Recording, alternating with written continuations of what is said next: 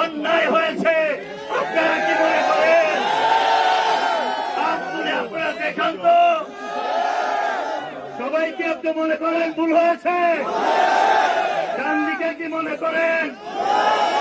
সবাই বলেন ভুল হয়েছে। সুতরাং এটা কি পরিবর্তন আপনারা চান? এই পরিবর্তনের জন্যই কিশোরগঞ্জের হাজার হাজার মানুষ গত 15 দিন যাবৎ কিশোরগঞ্জের প্রতিটা রাজপথে জানাচ্ছে আমাদের প্রিয় মানুষের মাঝখান থেকে একজনকে নমিনেশন দেন। এই মানুষকে নমিনেশন দিয়েন না, যার জামানত কিশোরগঞ্জে থাকবে না। এতক্ষণ পর্যন্ত টিকে আছেন শুধু ধানের শীষের নাম বলে, আর এতক্ষণ টিকে ছিলেন